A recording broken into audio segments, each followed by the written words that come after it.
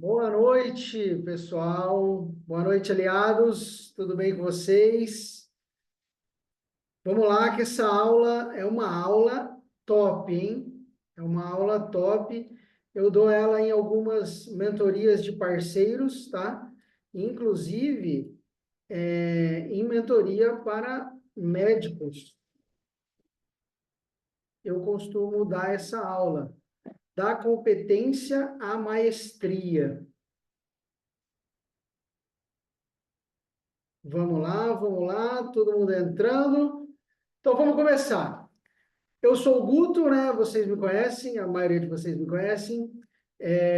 Eu atuo como coach e mentor desde 2018. Eu estou nesse mercado. Atuei por um tempo em paralelo com a veterinária e agora, desde o ano passado, somente com o desenvolvimento pessoal. O que eu trago da competência à maestria? Eu trago muito da minha jornada na veterinária, depois construída com o desenvolvimento pessoal.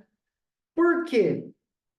É muito comum a gente ver profissionais competentes. Quem que é o profissional competente? É alguém que saiu da faculdade, alguém que saiu de um curso, alguém que saiu uma certificação, de uma formação, e ele tem uma certa competência para desenvolver aquela profissão. Ou alguém que desenvolveu uma habilidade, um conhecimento em algo que não precisa ser curso, mas desenvolveu e atingiu uma certa competência. Só que a competência, existe um degrau entre o mestre, a maestria. Então, eu ser competente e eu ser mestre, tá? E aí, para a gente já começar classificando, então, vou querer até que vocês, ó, papel e caneta, tiver dúvida, vai mandando aí no chat, tá? Por quê papel e caneta? Porque essa aula tem conteúdo e é conteúdo massa, tá? É conteúdo que vai ajudar vocês a repensar muitas coisas na carreira de vocês, tá? Então, a gente tem que começar a classificação dos profissionais, a gente tem o incompetente. O que é o incompetente? Gente, o incompetente é um xingamento, tem gente até que fala que é um xingamento. Mas o incompetente é alguém que não tem conhecimento e habilidade para exercer uma coisa, tá? Só que o incompetente, a gente tem os dois casos. O incompetente inconsciente, que é aquele que não sabe, e ele também não sabe o que ele não sabe. É um incompetente inconsciente. Ele não tem noção de nada, e ele também não sabe o que ele não sabe. E aí a gente tem o incompetente consciente, que é aquele que não sabe, só que ele sabe o que ele não sabe.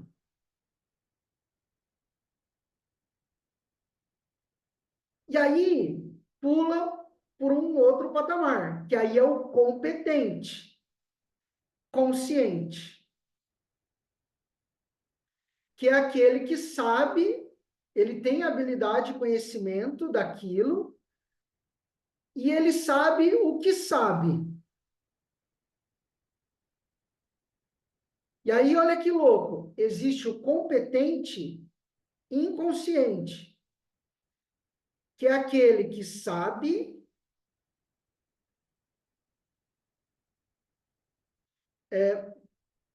o competente, não, minto, tem o competente, até eu me baralho, por isso que eu quero que vocês anotem, tem o competente inconsciente, que é aquele que sabe uma coisa, mas ele não tem noção do quanto ele não sabe ainda, tá? E nesse período aqui é onde tem o profissional mediano, que é o profissional que sabe uma coisa, mas ele não sabe o quanto ele não sabe. E aí existe o competente consciente, que é aquele que sabe e ele tem consciência do quanto ele ainda não sabe daquilo. E esse cara é o mestre. Porque o mestre, ele é aquele que ele tem noção do quanto ele não sabe ainda, do quanto ele pode melhorar, do quanto ele pode aperfeiçoar, do quanto ele pode se tornar melhor. Uma diferença grande do competente consciente para o mestre, o inconsciente, né? Do competente inconsciente para o mestre, é o quê? O mestre, normalmente, ele ajuda com novas técnicas, ele cria novas coisas, ele desenvolve coisas, porque ele está entrando num nível de aprendizado muito maior do que o competente inconsciente, porque o competente inconsciente, como ele não sabe tudo que ele não sabe, ele acha que ele é o bonzão. E ele não evolui.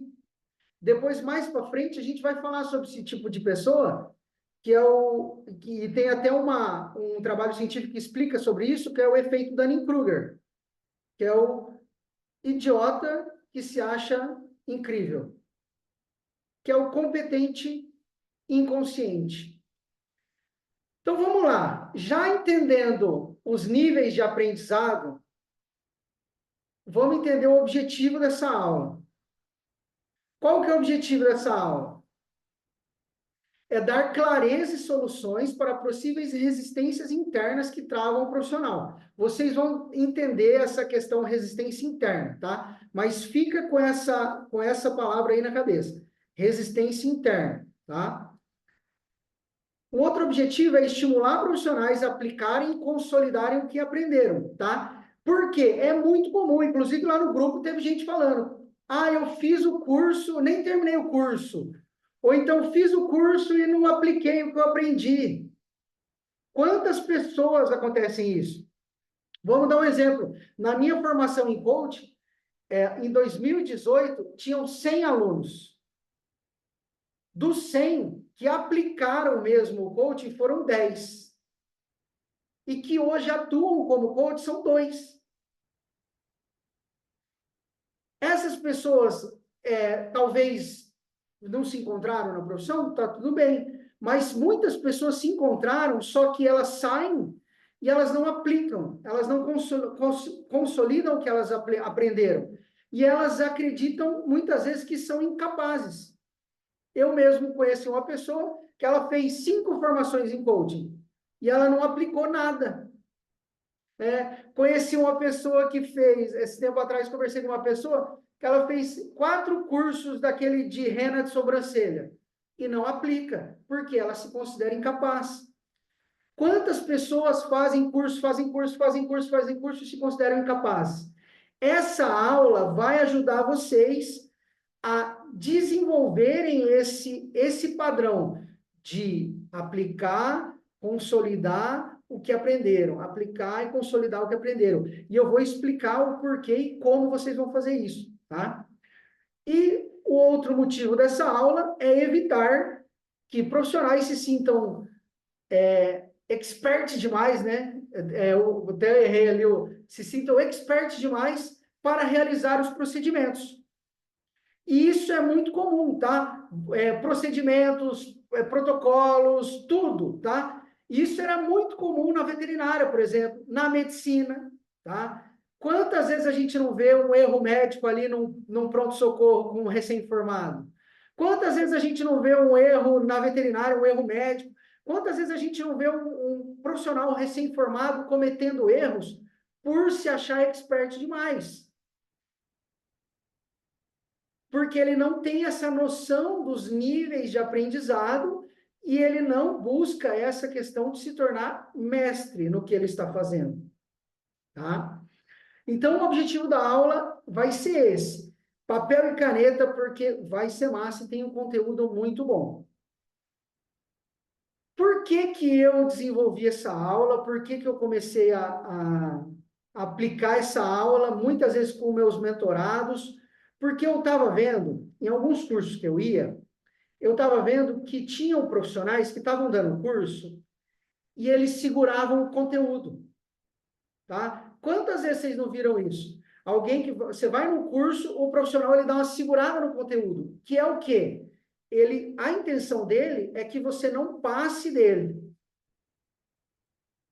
é que você não seja melhor que ele.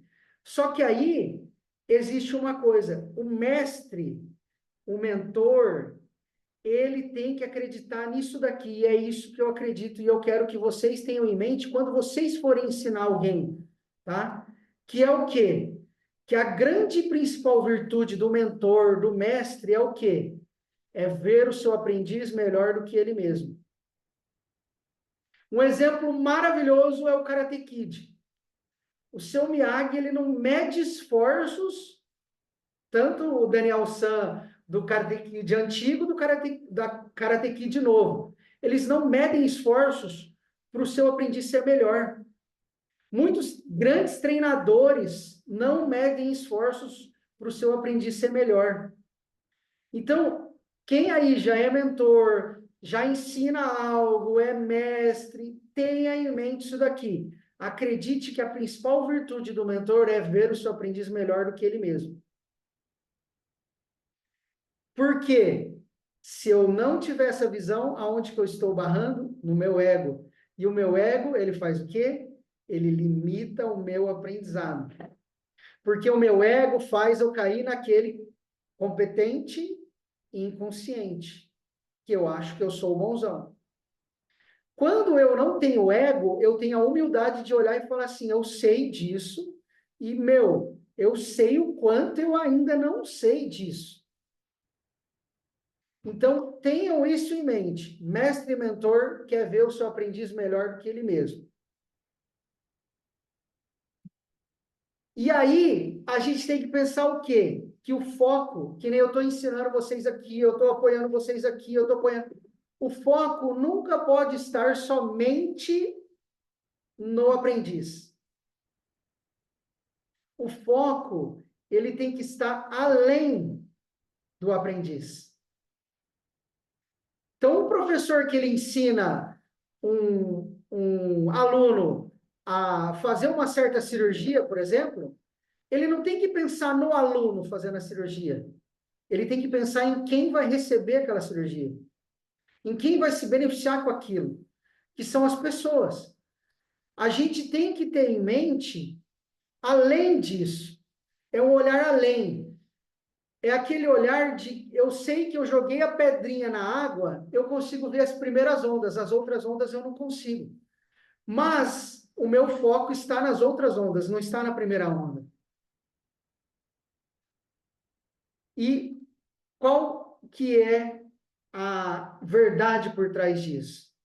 Porque o seu aluno, o seu aprendiz, ou você mesmo, ainda não se deu conta que, como profissional, você pode ser um pedido de oração de alguém.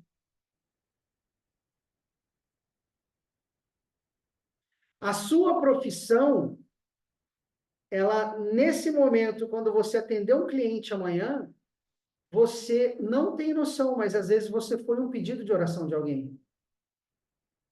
Essa aula aqui, eu vou me entregar, me esforçar ao máximo. Por quê? Porque talvez essa aula foi um pedido de oração de alguém. Eu conversei com alguns aliados esse fim de semana e eu percebi que eles estavam desesperados para ir para o próximo nível, mas eles não tinham condições, eles não conseguiam investir numa mentoria agora. E talvez essa aula que eu estou dando seja um pedido de oração. Então, toda vez que a gente for fazer um trabalho, se a gente tiver a noção do além desse trabalho e a gente tiver a noção de que talvez esse trabalho é um pedido de oração de alguém, você não faria esse trabalho de forma diferente? Você não buscaria ser um pouquinho melhor, ser um pouquinho melhor, ser um pouquinho melhor? E isso eu cansava de falar para os veterinários na veterinária.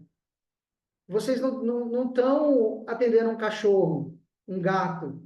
Vocês, às vezes, estão atendendo o amor da vida de alguém. O amor da vida, o companheiro de uma senhora, o companheiro de uma criança com autismo. E quando você tem esse pensamento além, você procura ser um pouco melhor, ser um pouco melhor, ser um pouco melhor. E essa caminhada do ser um pouco melhor vai te levando ao que eu vou trazer lá na frente, que é a maestria, que é você se tornar mestre no que você está fazendo. E outra intenção minha também com essa aula é que você não seja uma moeda de ouro no fundo do oceano. Quando eu olho para as pessoas, eu vejo as pessoas, eu olho potencial. Eu já tinha esse olhar, mas depois que eu entrei no desenvolvimento pessoal, eu olho para as pessoas, eu vejo potencial. Só que tem muita gente que está preso com esse potencial aí que poderia estar transformando o mundo, fazendo a diferença, está preso em medos, na procrastinação, na resistência interna, na crença de incapacidade. Eu tenho um case de sucesso que é uma advogada que ela tinha uma resistência interna com relação à prova da OAB. Foram 14 anos que ela não conseguiu passar na prova da OAB. Uma pessoa incrível, de um coração gigante, ela tinha essa resistência. Hoje, quando eu vejo ela me mandando assim, Guto, peguei um caso, Guto, estou muito feliz, tô... e aí eu vejo a transformação que ela está fazendo na vida dos clientes dela, eu lembro do quê? Dessa imagem, a moedinha no fundo do oceano, a moedinha de ouro. Só precisa pegar ela ali e trazer para a superfície. Talvez esse seu potencial que está aí dentro, escondido, que foi quebrado pelas pessoas, pelo mundo, pela sua rotina, pelos seus medos, e aí foi ficando ali no fundo do oceano, ele está aí dentro ainda. Eu quero que com essa aula vocês saiam com esse pensamento de que eu sou uma moeda de ouro no fundo do oceano e eu posso vir para a superfície e entregar valor para as pessoas. E aí, à medida que eu entrego o valor para as pessoas, o resultado vem em consequência disso.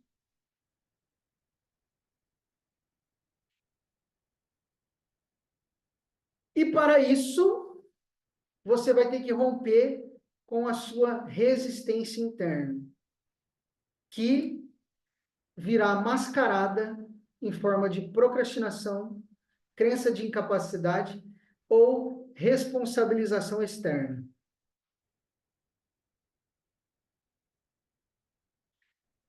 E aí vamos começar ali olhando para a procrastinação. Segundo a ciência, o que é procrastinar? É o ato de adiar ou evitar tarefas importantes, substituindo-as por atividades menos relevantes ou simplesmente não fazendo nada.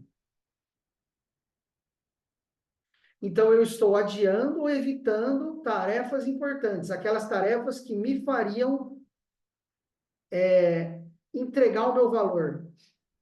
Por quê? Por medo, por crença de incapacidade.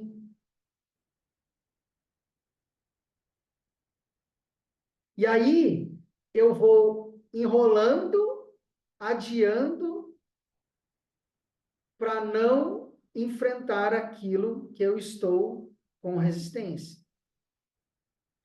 E quais são as 4 causas da procrastinação?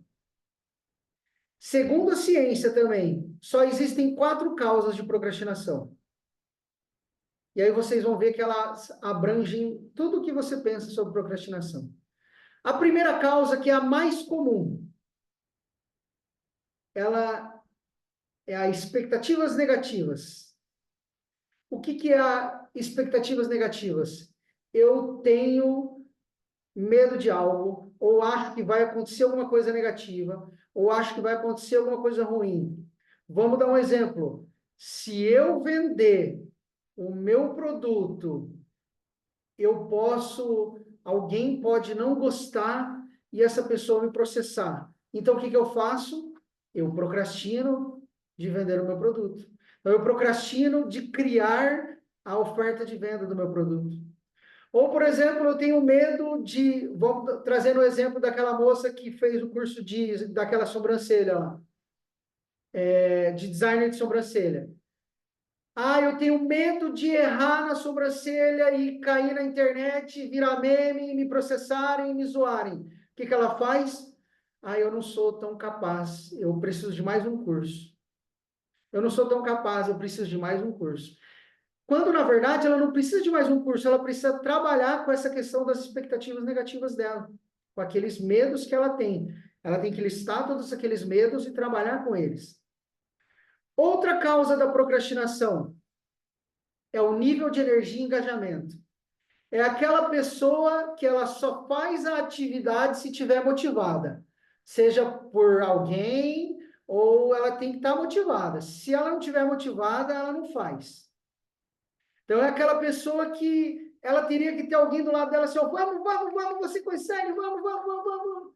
É aquela pessoa que só faz se tiver algo engajado e uma motivação ali. Essa pessoa tem dificuldade com a disciplina.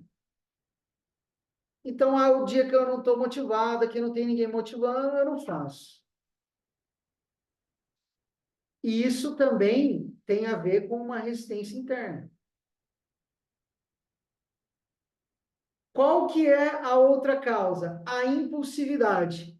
O que é a impulsividade? É aquela pessoa que pula de uma atividade para outra. É o procrastinador impulsivo, que ele sai, faz isso, faz aquilo, adia aquilo, pula para cá e anima ali, e anima, e ele age só na impulsividade. Quando ele esbarra em algo do projeto, daquilo que ele está buscando, que não é tão eletrificante, que vai ali travar um pouco a sua impulsividade, o que ele faz? Ele pula para outra coisa. E a outra causa, a última causa da procrastinação é o perfeccionismo. O perfeccionismo é aquele que não enxerga o cenário perfeito, então ele adia, ele não começa. Os dois mais comuns, expectativas negativas e perfeccionismo. Por quê? Porque é uma forma de eu esconder o meu medo, de eu não enfrentar o meu medo, de eu me segurar ali na minha zona de conforto. Esses são os mais comuns. Então, sabe aquela pessoa que responsabiliza a falta de tempo? Ah, não fiz porque estou sem tempo livre. Ou aquela pessoa que culpa a falta de recursos financeiros. Ah, estou sem dinheiro agora para começar. Eu tô aguardando juntar um dinheiro para eu começar. Aí a pessoa tem 43 anos e ela nunca juntou dinheiro na vida dela, mas ela está aguardando juntar dinheiro para começar. Ou então aquela pessoa que atribui a falta de motivação e inspiração externa. Ah, mas hoje tá chuvoso, hoje está nublado, então não vou. Hoje está calor, não vou. Hoje está todo mundo desanimado aqui no trabalho, não vou fazer também. Ou então aquela que coloca a culpa nos clientes, nos colegas de trabalho ou no chefe. Ah, mas também meus clientes são muito difíceis, eles eles são um problema na minha vida. Não, meus colegas de trabalho, o ambiente é terrível. O meu chefe, então, nossa, por isso que eu não faço, por causa do meu chefe. Ou então culpam a genética ou a predisposição hereditária por hábitos. Né? Então, ah, não, mas é que minha família, todo mundo é mais devagar mesmo. Ou então, não, minha família tem tireoide, então todo mundo tem problema de tireoide, todo mundo é mais devagar, né? Ela culpa coisas externas. Ou então ela culpa a falta de apoio ou suporte familiar. Eu não estou conseguindo porque você não me apoia. Meu marido não me apoia. Minha esposa não me apoia. Por isso que eu não estou fazendo. Sabe o que é isso daqui? Isso daqui são o quê? Desculpas para eu mascarar a minha procrastinação, amenizar um pouco o meu desconforto, a minha dor de estar procrastinando, e também para, na verdade, eu não olhar para o iceberg mesmo, porque a procrastinação é a pontinha do iceberg. O iceberg mesmo é a resistência interna. que a maioria das pessoas enfrentam.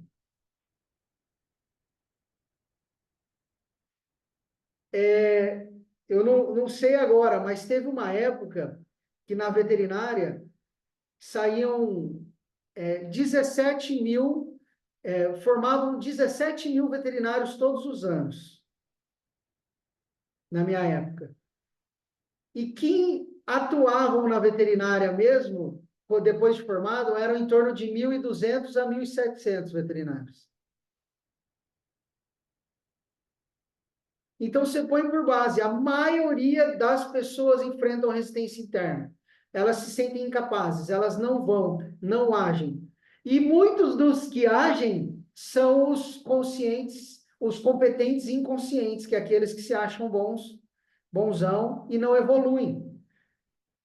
Então, aqui eu quero já trazer um dos motivos de você buscar ser mestre. Por quê? Se você aprender algo e você começar a se desenvolver, você já está na frente da maioria. E se você começar a evoluir, sair do competente inconsciente e se tornar o competente inconsciente, que é o mestre, você começa a nadar no que a gente chama de oceano azul. Você começa a nadar sozinho. Quando você vai se tornando mestre, você começa a nadar sozinho. Só que mestre de habilidade e conhecimento. Porque eu conheço muito mestre de conhecimento, que é, na verdade, a resistência interna. É aquela pessoa que estuda, estuda, estuda, estuda, estuda, estuda e não aplica. Esse mestre de conhecimento, ele dificilmente vai entregar um bom trabalho. Porque para ele realizar um bom trabalho, ele vai precisar em torno ali de 15% de conhecimento, 25% de habilidade e 60% de atitude, intenções positivas ali. Então, se o cara tem só conhecimento, ele não vai entregar um bom trabalho. Um exemplo que eu gosto de dar é o quê? Se eu pegar alguém que fez ali 200 horas de aula sobre MMA com Anderson Silva, mas não subiu no ringue, mas teve 200 horas de aula teórica com Anderson Silva, com a lousa, com o computador em slide, mostrando e tal. Quando esse cara subir no ringue, ele apanha do Tião, que subiu 3 vezes no ringue e aprendeu a brigar na rua. Entendeu? Então, assim, o cara que só tem conhecimento, ele também está na resistência interna. O mestre de conhecimento, ele está na resistência interna. Então, vocês sabendo que a maioria das pessoas acontece isso, eu quero que depois dessa aula, e se depender de mim, pode me mandar lá, me procurar, eu quero que isso não aconteça com você. Que você saia dessa aula e comece a romper as suas resistências internas e buscar trilhar o caminho do mestre. E para isso, eu trouxe alguns conceitos e a gente vai trabalhando eles e aprendendo com eles para como eu vou, surgir na minha cabeça como eu vou me desenvolver, como eu vou percorrer esse caminho do mestre. Tá? Ah, Guto, mas eu já estou bem, já estou avançado na minha carreira. Aí, essa pessoa é aquela que está sempre procurando aprender. Essa é a que provavelmente estaria mais empolgada, por exemplo, numa aula dessa. Que ela ia pegar o ajuste fino, aquele aprendizado fino que faz uma diferença ali, que no aprendizado dele não é tanta diferença, mas no resultado que ele entrega é uma diferença absurda. Então, o primeiro conceito que eu quero trazer para vocês é desse senhorzinho aqui, o nome de Mihaly Csikszentmihalyi. Ele é um psicólogo que desenvolveu esse conceito, estado de fluxo ou flow. Mas olha que legal, Mihaly começou os estudos dele com uma pergunta. Quando ele saiu da faculdade, a pergunta dele era assim: o que faz a vida valer a pena? E ele começou todos os seus estudos em cima disso. O que faz a vida valer a pena? Ele é húngaro, se eu não me engano, e se formou nos Estados Unidos e ficou trabalhando nos Estados Unidos, e todas as pesquisas ele fez lá nos Estados Unidos. E foram anos de pesquisa sobre o que faz a vida valer a pena. E aí ele foi estudando que é a pergunta clássica, né? O que faz as pessoas serem felizes? E estudou várias coisas, várias. Dinheiro, família, onde mora, e foi estudando, foi estudando. E o que era mais comum as pessoas darem a resposta era o quê? É dinheiro. Ah, se a pessoa tem dinheiro, ela é feliz. Só que aí, nos estudos dele, ele mostrou que o quê? Independentemente do quanto a pessoa ganha, ó, vai subindo aqui, ó. 10 mil por mês, 15 mil por mês, 20 mil por mês, 25 por ano, quer dizer, 25 mil por ano, e ele vai subindo, independente do quanto a pessoa ganha, o seu nível de felicidade, olha, os quadradinhos, mantém num nível. E no dinheiro, o que ele chegou à conclusão? Que a pessoa saiu ali da linha da pobreza extrema, onde ela tem uma certa estabilidade, uma certa vida confortável, quando ela saiu da linha da pobreza e entrou nessa estabilidade, o nível de felicidade dela vai manter. E aí, Mihaly, não tem o quê? Como que eu vou? E aí, que surgiu na cabeça dele? Eu vou estudar as pessoas que têm sucesso, que amam o que fazem, para saber delas o que faz elas serem felizes. E aí, nesses estudos, ele chegou à conclusão que o quê? O que faz as pessoas serem felizes? 50%, se vocês quiserem anotar aí, 50% é genética.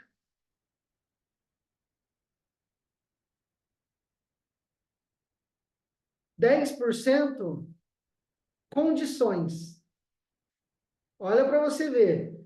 10% é o quê? Onde a pessoa mora, quanto ela ganha, o relacionamento que ela tem, o país que ela mora, esses 10%. E quantas pessoas estão passando a vida buscando a felicidade nos 10%? E nos seus estudos ainda, Mihaly provou que o quê? A pessoa, quando ela atinge um sucesso ali, uma realização que ela sonhava, ela tem um pico de felicidade, e esse pico de felicidade volta ao normal em 2 anos. Então tem gente aí, não, porque quando eu atingir o cargo dos meus sonhos, quando eu ganhar o quanto eu sonho, quanto eu casar, quando eu ter minha casa, é 2 anos de felicidade, tá? E eu falo isso por mim. Vocês me conhecem, vocês sabem que eu fui muito gordo. Eu pesava 173 quilos. E na minha cabeça, quando eu fui para emagrecer, fazer a cirurgia bariátrica e todo aquele processo, na minha cabeça era o seguinte: eu emagreci, eu sou feliz. E realmente eu fiquei feliz, pico de felicidade, 2 anos, exatos 2 anos, começou a cair no mesmo nível de felicidade. Ao ponto de, quando caiu aqui, eu voltei a tomar antidepressivo. Eu estava magro, com o relacionamento que eu queria, com a vida melhorando, tudo, mas o nível de felicidade. E aí Mihaly traz o quê? Os 40% que faz a pessoa ser feliz. E ele chamou de intenções positivas. Que é quando a pessoa ela tem uma intenção de ser feliz por algo. Um significado que faz ela ser feliz. E aí ele foi em busca desse significado, que trazia essa intenção e essa felicidade intrínseca, que é de dentro para fora. E aí ele chegou no estudo do estado de flow ou fluxo. E antes disso, ele provou que a estabilidade é um mal na vida das pessoas. Então, quantas pessoas eu vou olhar o sonho delas, eu busco a estabilidade, eu busco a segurança, eu quero passar no concurso para ter estabilidade, eu quero o emprego para ter estabilidade, eu quero o dinheiro para ter estabilidade. Olha o que a estabilidade faz com você, segundo Mihaly. Quando você vive uma estabilidade, você passa a viver um automático. E aí, você faz as coisas, entra na zona de conforto e deixa de buscar novos desafios e oportunidades de crescimento. Você entra na zona de conforto, na estabilidade. Então, você deixa de se desafiar, de crescer, de evoluir. E isso faz o que com você? Leva a uma diminuição da motivação, do entusiasmo em relação ao trabalho e à vida em geral. Olha o Guto aqui, ó, depois que tinha emagrecido, tava diminuição da motivação, do entusiasmo em relação ao trabalho e à vida em geral. Talvez você aí tá olhando falando assim, meu Deus, eu tô triste e tal, eu tô achando que é doença, eu tô achando que é isso, é falta de dinheiro. Essa aula talvez vai te ajudar a entender que não é nada disso. E aí, quando você diminui a motivação e o entusiasmo em relação ao trabalho e à vida em geral, o que que você faz? Você inibe a sua criatividade e a sua capacidade de inovar. Você passa a viver com estabilidade no automático. Então, a estabilidade, ela é um teto e ela também é uma linha reta, que é igualzinho quando o seu coração para. Essa é a estabilidade que Mihaly nos provou no seu trabalho. Então, você vai ficar nesse ciclo. Entra na zona de conforto. Deixa de buscar novos desafios e oportunidades. Diminui a motivação e entusiasmo em relação à vida em geral. Inibe sua criatividade, sua capacidade de inovar. Estabilidade. E fica ali, a zona de conforto. Então, isso daqui é o significado da zona de conforto. Porque muita gente, o que é zona de conforto? Zona de conforto é isso. Você vive no automático, com pouca criatividade, pouca capacidade de inovar. E quais que são as consequências disso, de viver essa vida no automático? Você vai limitar o seu potencial de aprendizado e desenvolvimento. Você que coloca um limite, a sua zona de conforto coloca um limite no seu aprendizado e desenvolvimento. Então tem gente que acha assim, não, mas eu não sou tão boa, mas isso não é para mim, isso... Talvez ela só está na zona de conforto, ela precisa se desafiar mais. Entrar numa zona que é a zona do medo e se desafiar. Outra consequência, a estabilidade vai levar você à falta de propósito, sensação de vazio e insatisfação. Sabe o que isso daqui faz? A pessoa buscar outras formas de se preencher. Então, quando você passa na frente de um boteco num domingo de manhã e tem 50 caras na porta do boteco, é isso daqui, ó. Falta de propósito, sensação de vazio e insatisfação. Quando você passa na frente de baladas e você vê um monte de gente, talvez tenha um monte de gente que está ali assim, ó. Falta de propósito, sensação de vazio e insatisfação. Eu vou preencher esse vazio como? Com alguma coisa. Comida, bebida, droga, sexo. Alguma compulsão eu vou buscar preencher esse vazio. E qual que é a última consequência, segundo Mihaly? Perda de oportunidades, dificuldade de enxergar perspectivas diferentes e perda de sentido próprio. Você perguntar para a pessoa por que você vive, ela não sabe. Por que você acorda de manhã para ir trabalhar? Pagar a conta.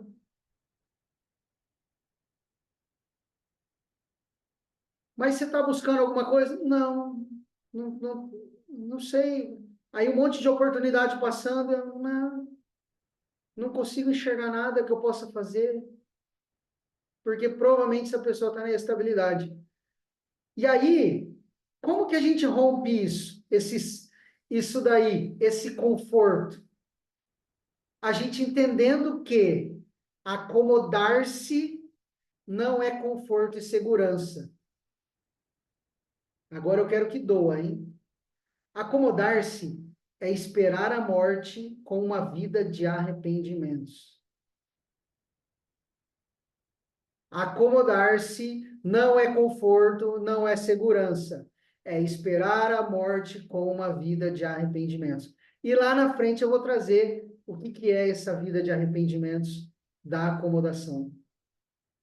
E como que eu vou romper? Sabendo disso, existem duas formas de romper. Quando eu vou além.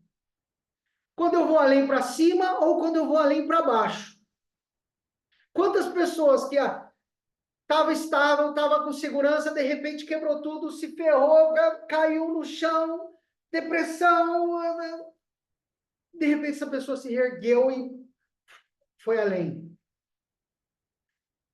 Porque ela quebrou aquele patamarzinho ali. Mas o que é melhor? É quebrar para baixo o patamar ou quebrar para cima? Se pensar no resultado, tanto faz. Mas se pensar nas dores do quebrar para baixo e nas consequências que podem muitas vezes ser irreversíveis, um exemplo que eu gosto de dar aqui é do ovo. O ovo tem o pintinho lá dentro. Ele pode ser quebrado de duas formas: ou de dentro para fora, ou de fora para dentro. Pode sair vida dos dois jeitos?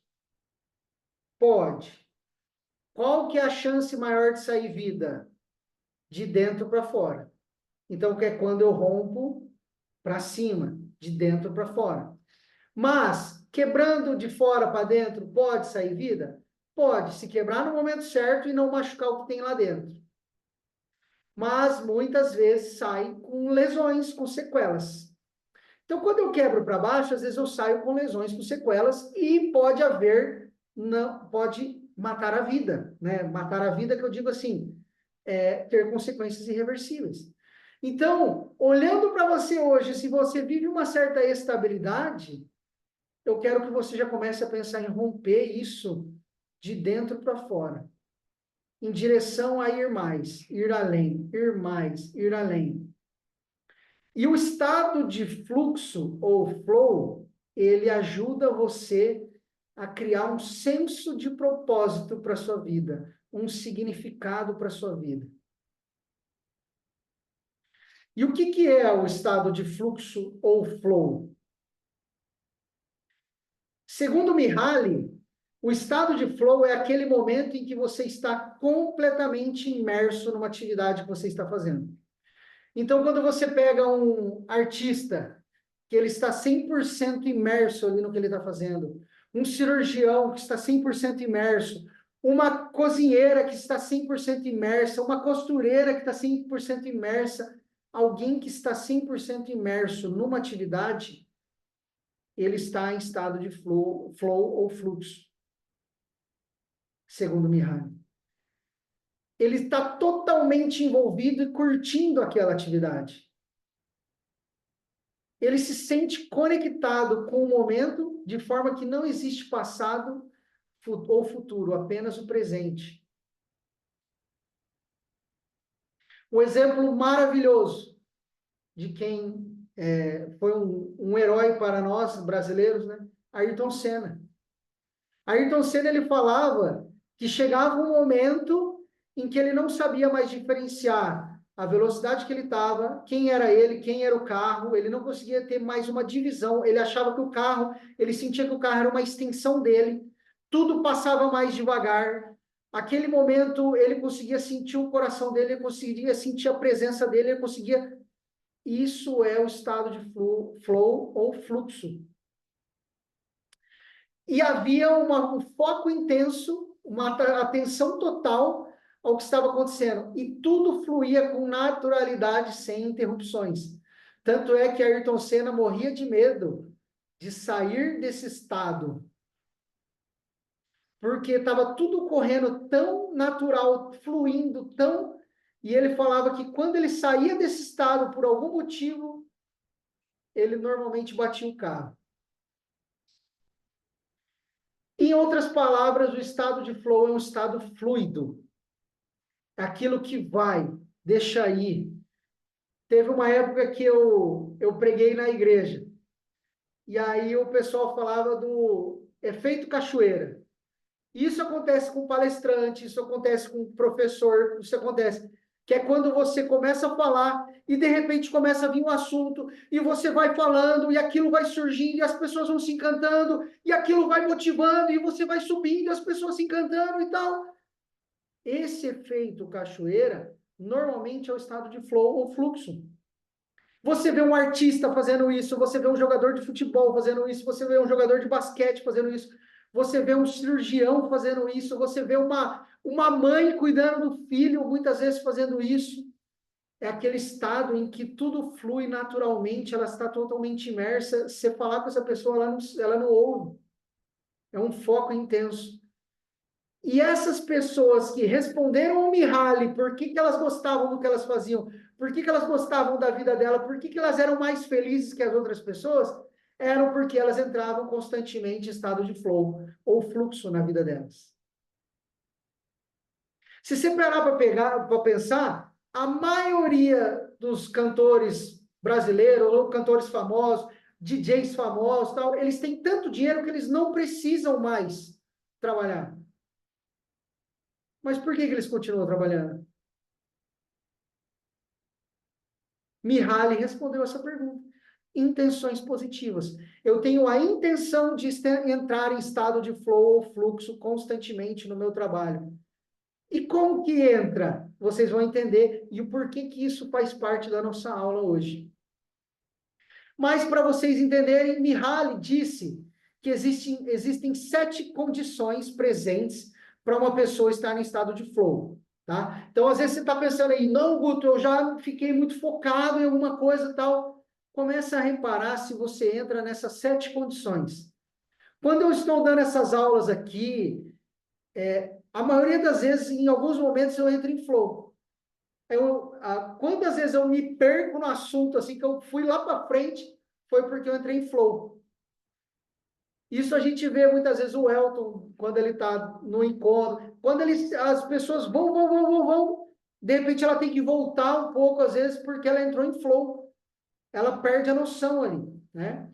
Então, quais são as condições? Primeira condição, envolvimento completo no que está fazendo, foco e concentração. Isso é incrível em grandes cirurgiões. Se você vê grandes cirurgiões operando, você pode ir lá e praticamente você fazer uma cirurgia nele, nas costas dele, que ele nem sente. Usando um exagero, mas é quase isso. Tem um foco e uma concentração, um envolvimento completo com o que está fazendo. Qual que é a segunda condição? Uma sensação de êxtase de estar fora da realidade diária. Todas as vezes que eu termino uma aula dessa, que eu termino um atendimento, uma mentoria, eu termino às vezes 11 horas da noite, era para eu estar cansado, o que que acontece? Eu não estou cansado e eu tenho dificuldade para dormir.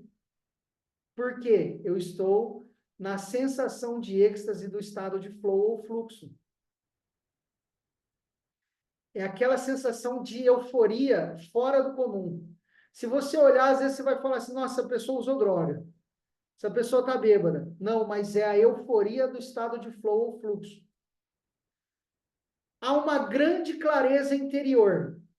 A pessoa que está ali fazendo em estado de flow, ela vai sempre saber o que precisa ser feito, o quão bem está sendo feito.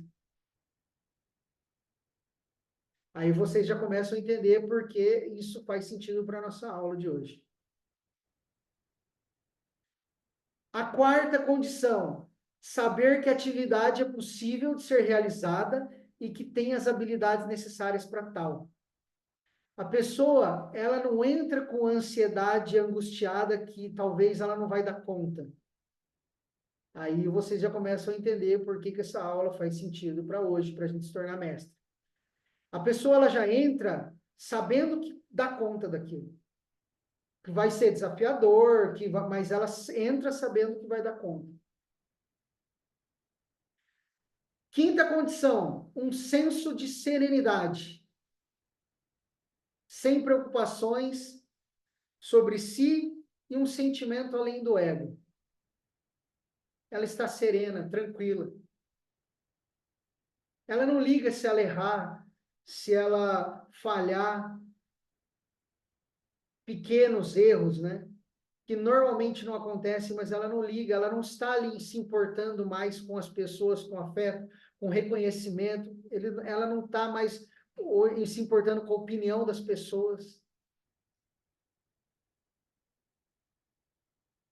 Quando uma vez questionaram por que aquele brasileiro na maratona, na Olimpíada, não desviou daquele escocês que foi agarrar ele lá. E ele falou assim, cara, eu nem vi aquele cara chegando. Ele simplesmente estava na minha frente e me segurou, eu só vi que a hora que ele me segurou.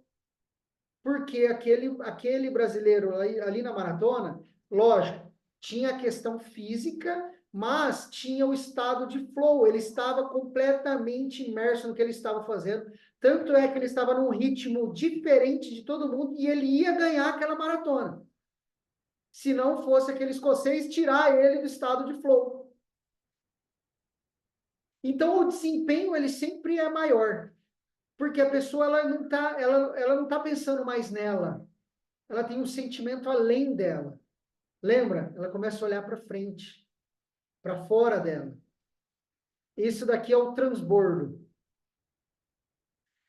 Sexta condição, a pessoa perde noção do tempo, foco total no presente e as horas passam como se fossem minutos. A pessoa se perde no tempo.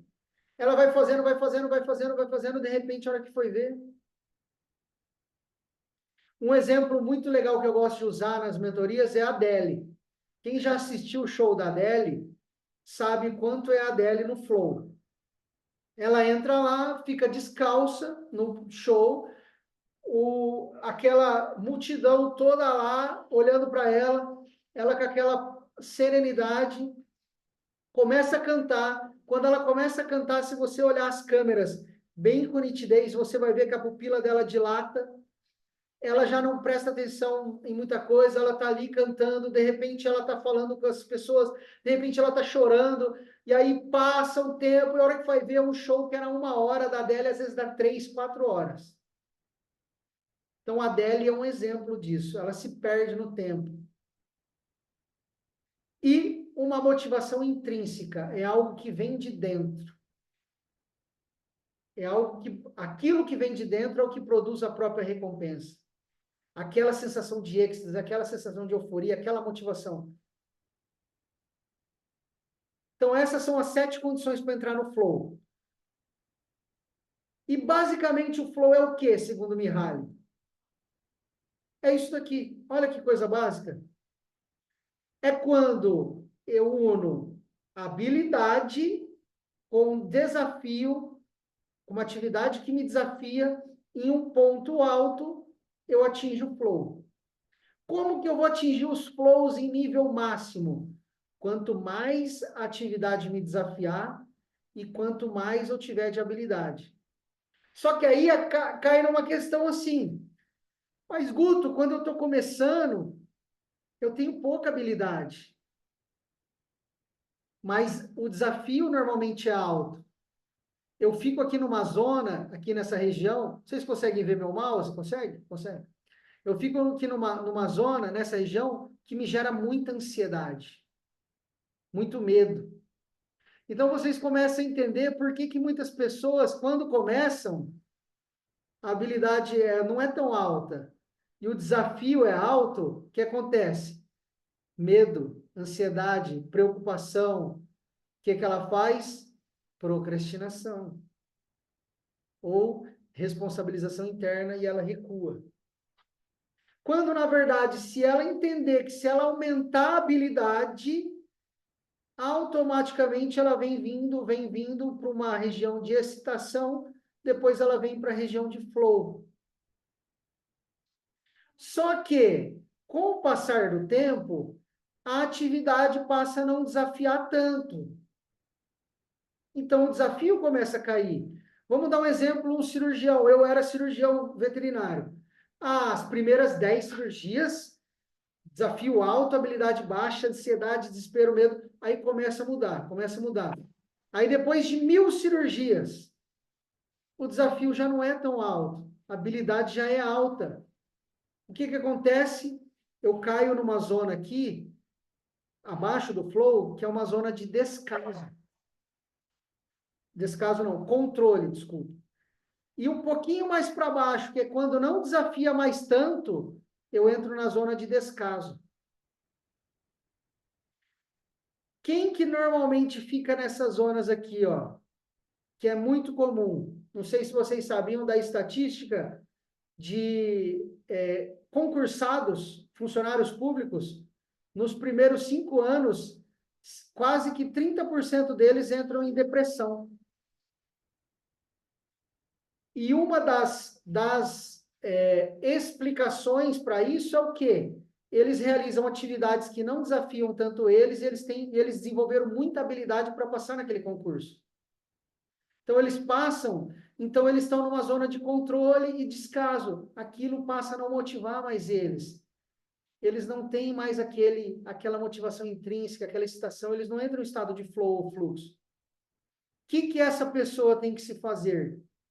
Ela tem que ter a intenção positiva de se desafiar a cada atividade.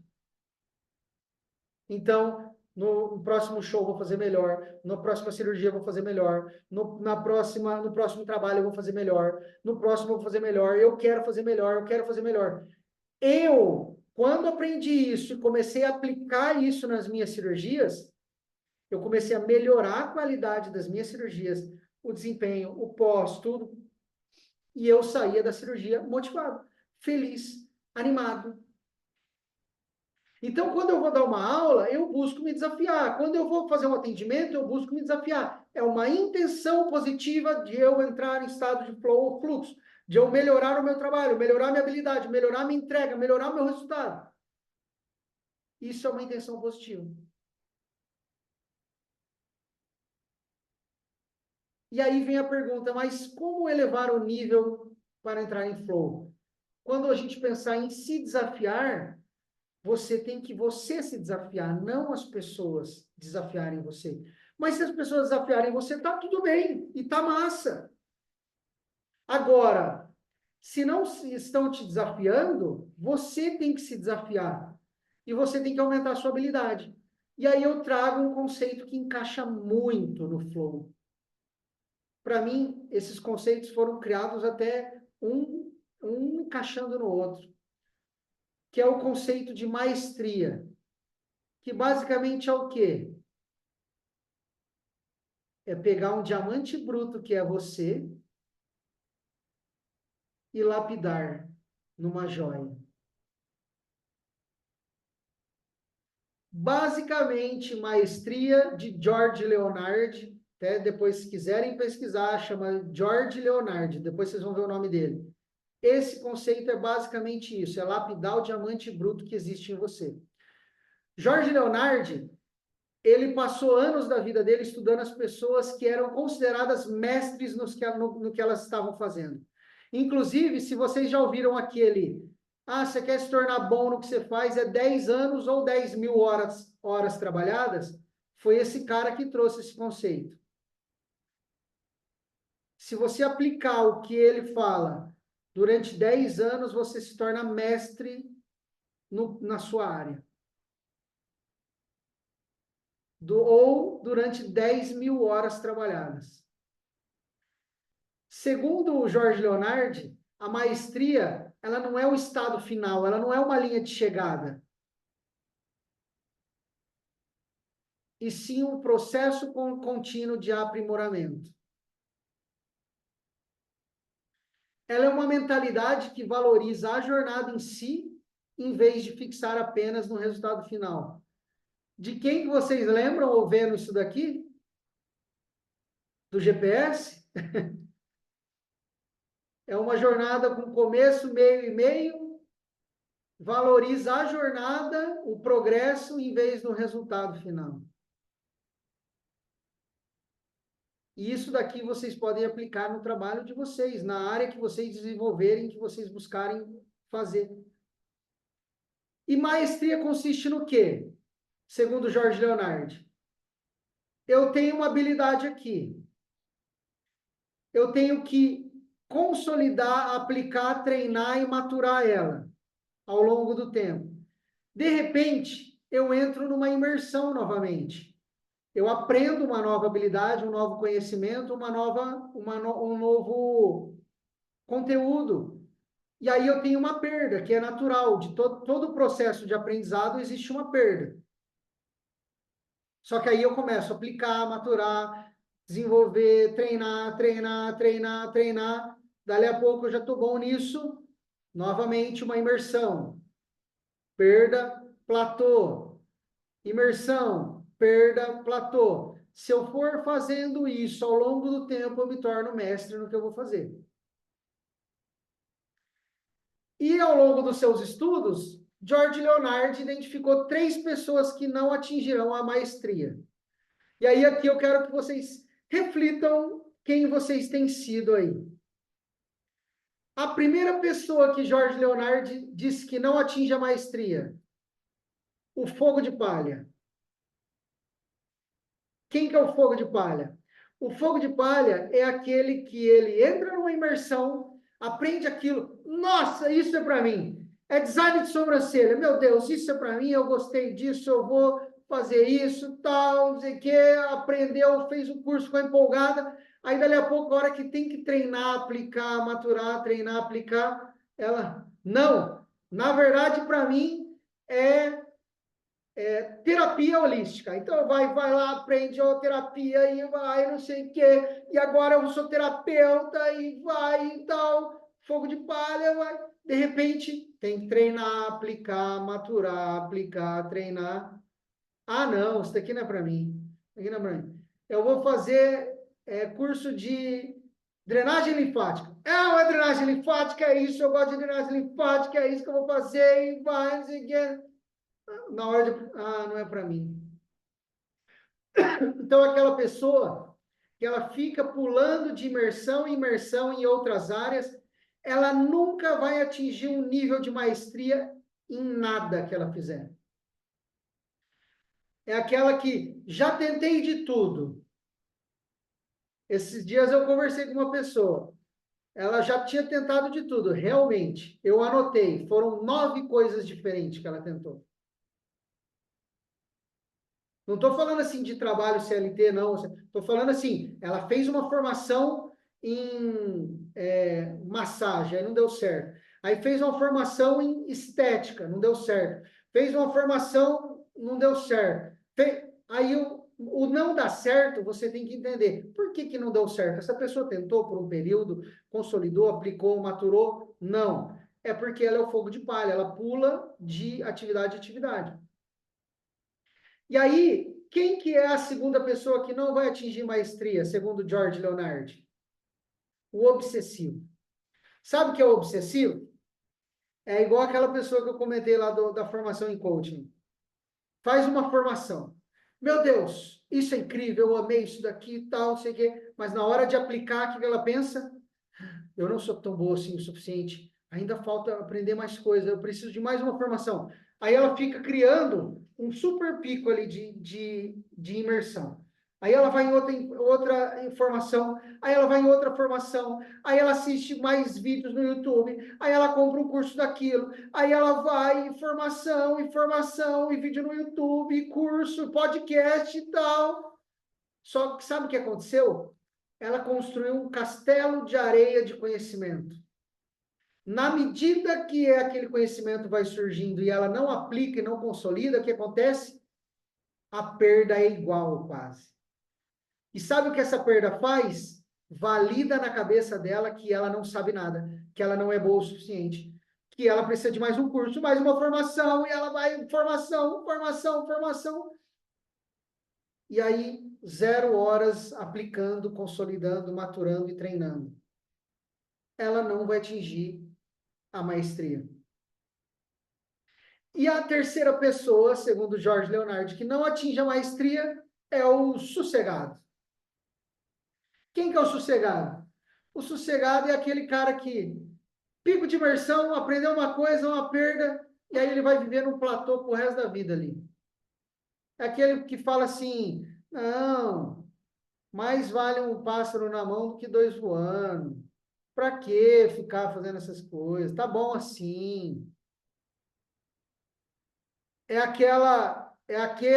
Eu falo isso, como é que tem padaria que fica 20 anos fazendo um pão ruim igualzinho? É porque o padeiro está no sossegado. O padeiro aprendeu a fazer uma receita e ele vai fazendo aquela receita para o resto da vida. Quando ele poderia aprender, aplica, treina, melhora, aplica, treina, melhora, aplica, treina, melhora, aplica, treina, melhora. Então, o sossegado é aquela pessoa que aprendeu uma coisa e vai fazer daquele jeito pro resto da vida e ele não vai melhorar. Ele pode ter 20 anos fazendo aquilo, ele vai ser mestre só daquele jeito, fazer aquela receitinha ali. Ele não vai ser mestre na sua área. E aí, refletiram quem vocês têm sido aí? Fogo de palha, obsessivo, sossegado. Esse momento aqui faz você entender, às vezes, por que que não vai. O que está faltando aí? Está faltando eu ingressar numa coisa e aplicar e treinar e não mudar de área? Ou está faltando eu olhar e falar assim, meu, eu já tenho conhecimento para treinar e aplicar e consolidar e maturar. Ou então, não, eu já estou com esse conhecimento maturado, já estou fazendo isso há anos. Eu preciso de uma nova imersão. Eu preciso aprender algo novo para aplicar. E aí você já começa a entender, às vezes, por que que você não entra em flow. Por que que você passa a estar insatisfeito, vazio e sem propósito?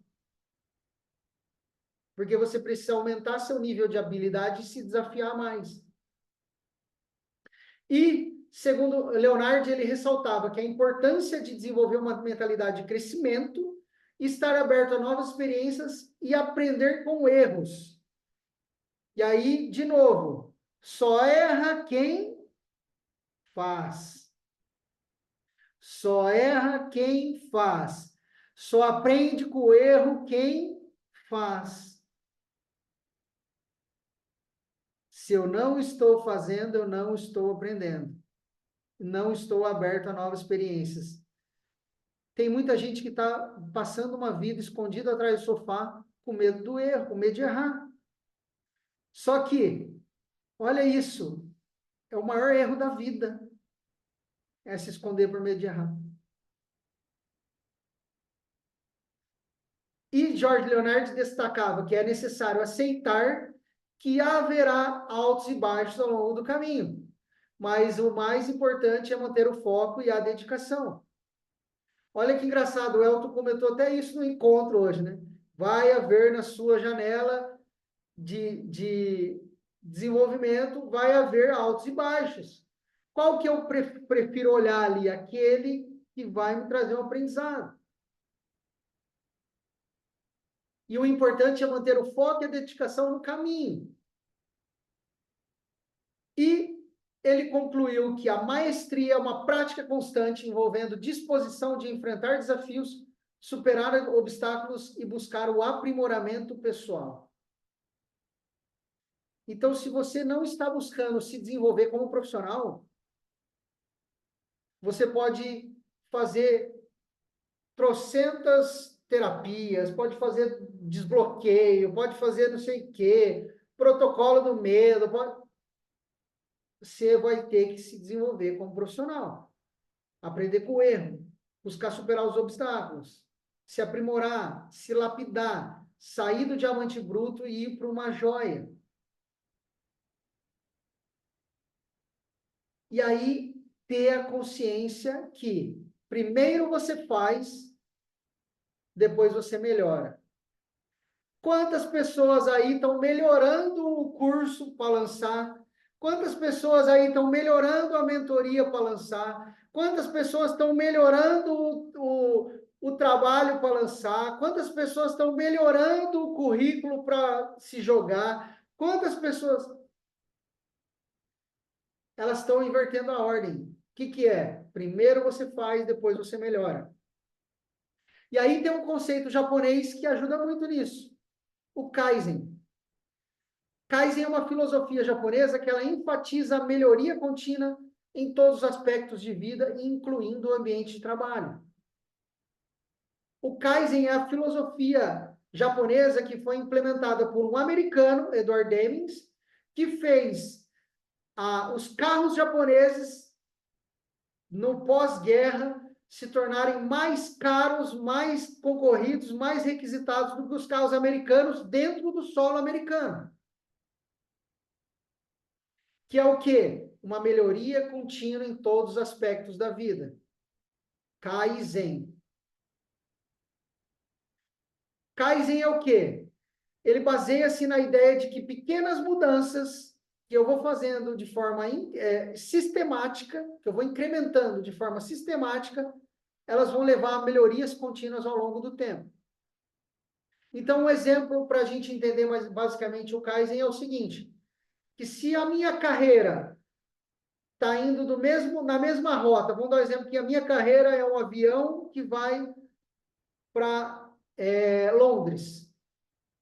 Se eu mudando um pouquinho a rota para a esquerda, um pouquinho para a esquerda, um pouquinho para a esquerda, um pouquinho para a esquerda, de forma sistemática, eu chego nos Estados Unidos. Se eu for mudando um pouquinho para a direita, um pouquinho para a direita, um pouquinho para a direita, eu chego na Europa ou na África ali. Então, a sua vida, se você for incrementando pequenas mudanças, pequenas mudanças, pequenas mudanças, pequenas mudanças, que é o método Kaizen, pequenas melhorias, é o 0,5% melhor, 0,5% melhor, 0,5% melhor. Aplicando isso, que é o quê? Que é planejo, faço, avalio. Precisa de alguma mudança? Incremento a mudança. Planejo novamente, faço, avalio. Mudança. Planejo, faço, avalio, mudança. Se eu vou fazendo isso na minha vida, no meu trabalho, eu vou me tornando cada vez melhor. Cada vez melhor, cada vez melhor. Se você parar para pensar, isso vai de um cirurgião a qualquer pessoa, um cozinheiro, um chefe de cozinha, uma boleira, uma doceira, uma costureira, qualquer pessoa no seu trabalho que planejar, fazer, avaliar, melhorar, planejar, fazer, avaliar, implementar a melhoria, planejar, ela vai se tornando mestre no que faz. E aí, conforme eu vou me tornando mestre no que eu faço, eu vou aumentando o valor que eu entrego, aumentando o valor que eu entrego, eu posso aumentar o valor que eu quero receber. Muita gente fala de crença de merecimento, é que você não merece e tal, você acredita que não merece. Muitas vezes você não merece porque você não incrementa isso. Melhora, planeja, faz, avalia, melhora, planeja, faz, avalia, melhora. Se você for fazendo isso, for aumentando o seu nível de habilidade, aumentando o nível que você se desafia, você vai automaticamente sendo merecedora na sua cabeça.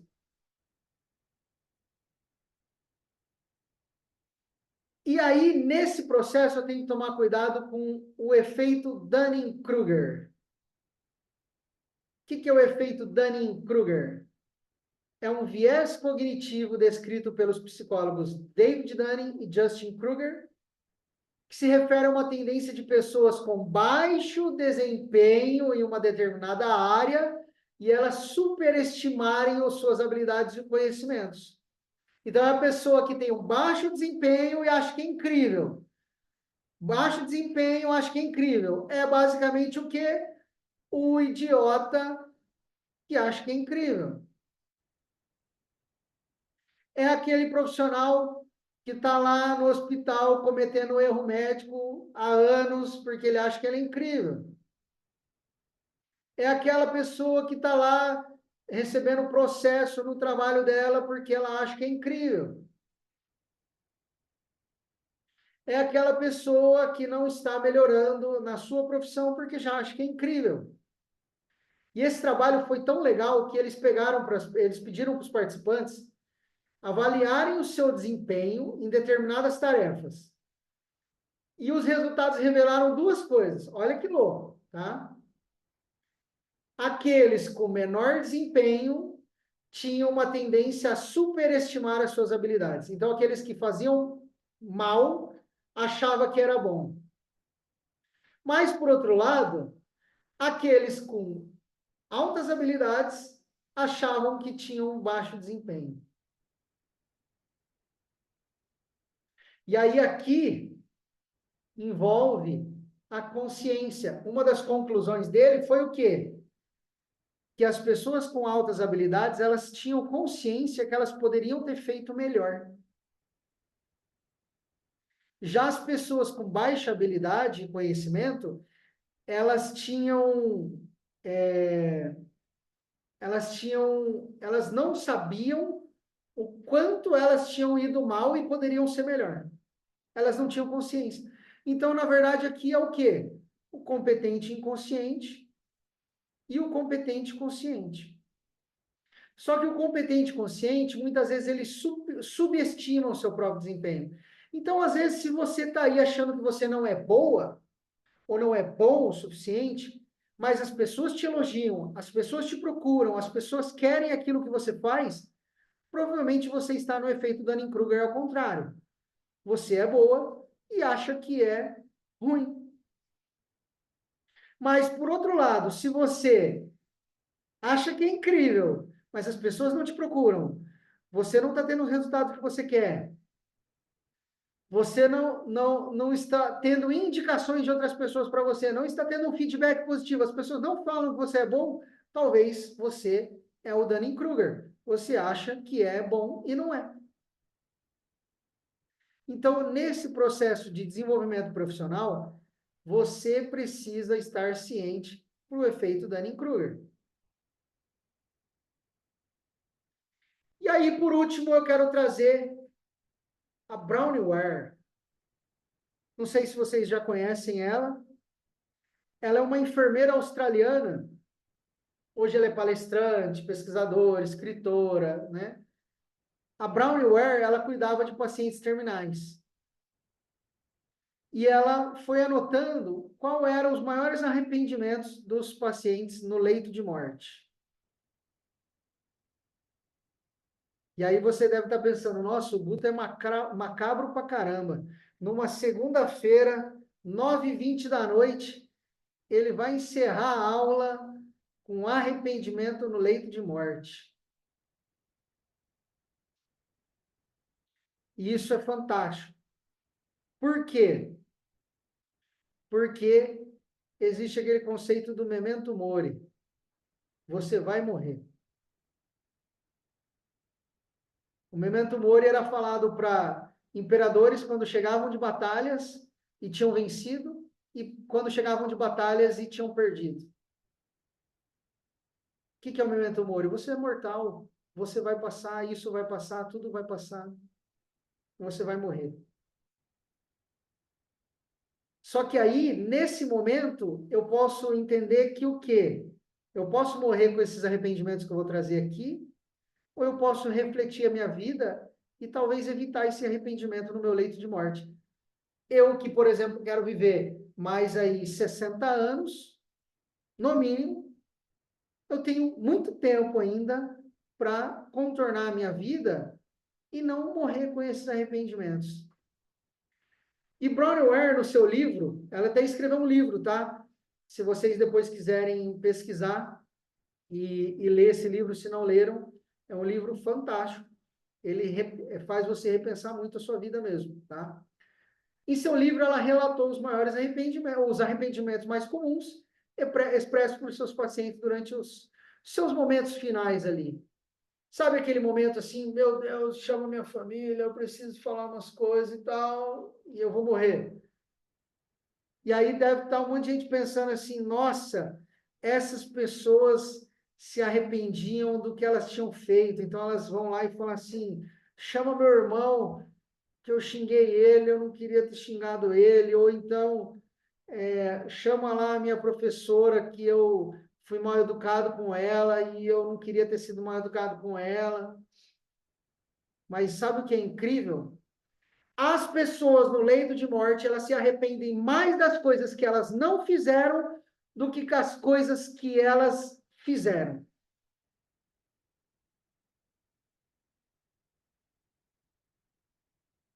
Então, se você está aí com um momento de culpa, alguma coisa que você errou lá no passado, algum erro na sua vida, alguma coisa que está te travando, pense, na hora que você for morrer, você não vai lembrar disso, você vai lembrar das coisas que você deixou de fazer, talvez por causa dessa culpa. Ou das coisas que você deixou de fazer por causa de outras pessoas, ou das coisas que você deixou de fazer por causa de medo. E aí eu quero começar com o quinto arrependimento. Vou trazer só dois hoje. O quinto maior arrependimento no leito de morte é não ter me permitido ser mais feliz. E aqui, o não ter me permitido ser mais feliz, segundo Brownie Ware, é o quê? É aquelas pessoas que elas passaram a vida presas a padrões e conceitos velhos que não permitiam elas serem felizes.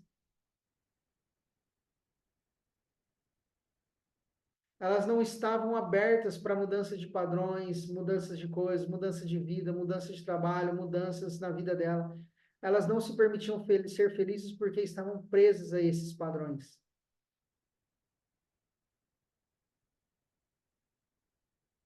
E aí, o maior arrependimento no leito de morte é não ter vivido, não ter tido a coragem de viver uma vida verdadeira para mim mesmo, ao invés da vida que os outros esperavam de mim.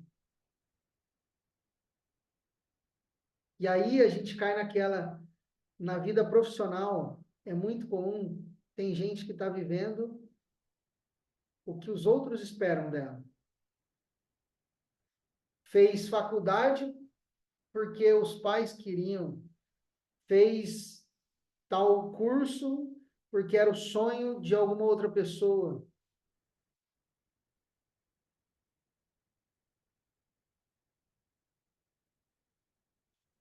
Fez uma formação, alguma coisa, ou continuou num certo curso, numa certa profissão, porque era o que esperavam dela. E aí, segundo Brownie Ware, isso daqui cai para quem não fez o sonho, para quem não definiu o seu sonho, sua vida do sonho, seu sonho grande, seus objetivos. Essa questão de viver uma vida verdadeira para mim mesmo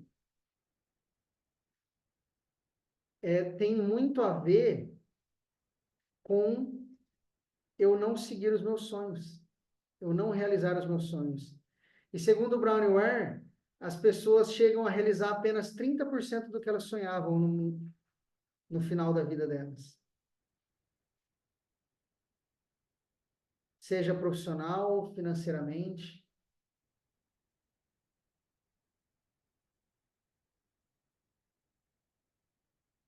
Quem aí está deixando sonhos de lado? Se morresse hoje, ia falar, nossa, me arrependo de ter vivido a vida que os outros esperavam de mim. E agora, nesse momento, eu sei que você não vai olhar e falar assim, não, mas então eu vou chutar o balde, eu vou viver uma vida, desculpa a palavra, mas eu vou viver uma vida escrota, cagando para as pessoas, pouco me fudendo para as pessoas. Não. Você viu que você precisa ter algo que você vai se desafiar, que você vai entregar para as pessoas e gerar valor para as pessoas, isso vai te trazer um certo senso de significado, isso vai trazer um certo senso de propósito, você vai melhorando naquilo, você vai se desenvolvendo, isso está alinhado com as suas paixões, com os seus talentos, com as suas habilidades. Então, chega nesse momento, você olha e fala assim, meu, eu vou viver a vida que eu quero, eu vou viver a minha vida dos sonhos.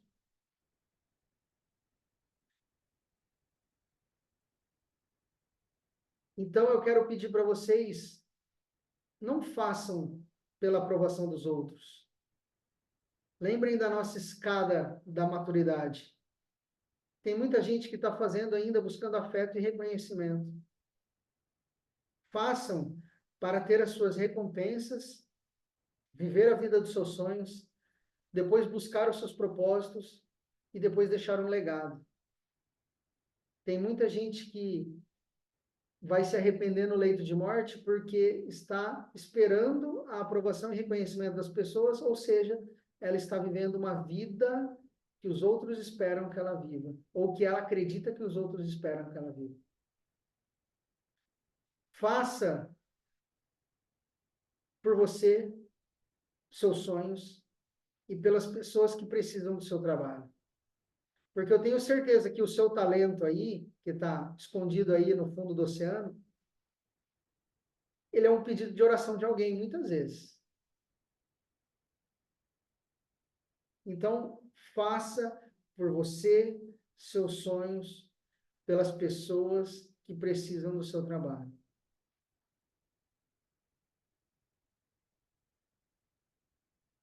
E como mentor, eu quero dizer para vocês, se desenvolvam profissionalmente. Façam uma mentoria que desenvolva o profissional, os padrões profissionais que vocês têm. E aqui eu não quero que vocês pensem só em padrões técnicos. Fazer um curso técnico, uma formação técnica. Façam uma mentoria que vá desenvolver vocês como profissionais. Alguém que vá dedicar-se e a ajudar você, né?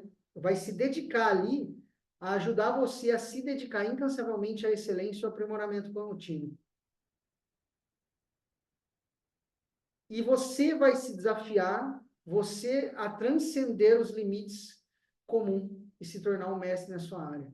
É uma das coisas que eu mais me orgulho de ver os meus mentorados se destacando nas áreas deles, se tornando mestres no que eles estão fazendo. Busque alguém que vá fazer isso por vocês. Ela vai ajudar vocês a transcender os limites do comum. Porque de comum, de medíocre, o mundo está cheio. E a gente sabe que isso não traz felicidade. A gente sabe que isso vai me fazer ter uma vida vazia. Então eu quero que vocês encerrem essa aula tendo a consciência de que eu preciso me desafiar a buscar a excelência, a transcender os limites do comum. Eu não quero que você saia dessa aula mais pensando eu vou ser um profissional normal, comum, medíocre. Porque quando fala medíocre, nossa, medíocre é ruim. Não, medíocre é médio. Se vocês forem no comércio, se vocês entrarem em 15 lojas, nas 15 lojas, 90% das pessoas, inclusive às vezes até os donos e líderes, são medíocres. Saia do comum, saia da mediocridade. Busque fazer esses passos que a gente foi trabalhado. Busque um mentor, se desenvolva. Sabe por quê? Para se tornar um mestre na sua área,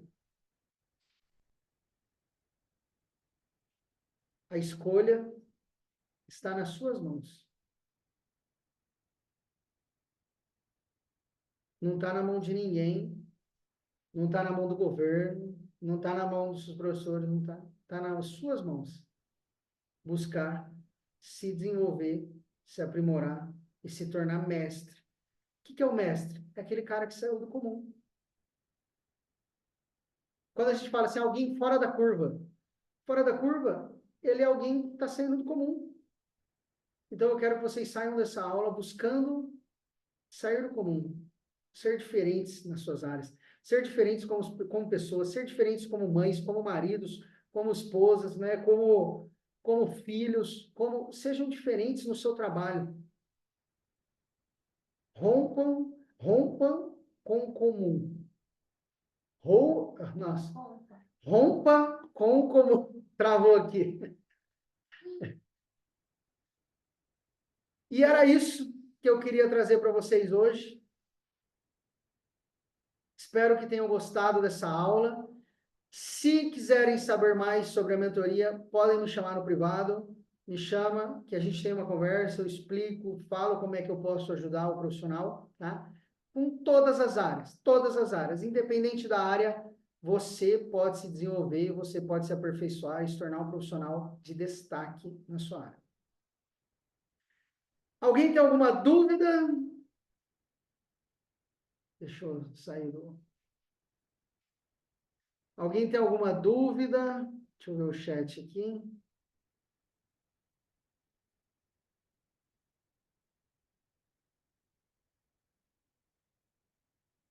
Ah lá, achei que ia vender muito nessa Páscoa, mas não foi o que aconteceu. Suzana, aprendizado, né? O que que eu poderia ter feito de diferente que eu não vou repetir? E o que que eu poderia ter melhorado, que deu certo e eu posso melhorar, né? Aprendizado. Legal, trouxe clareza, gostou? Massa.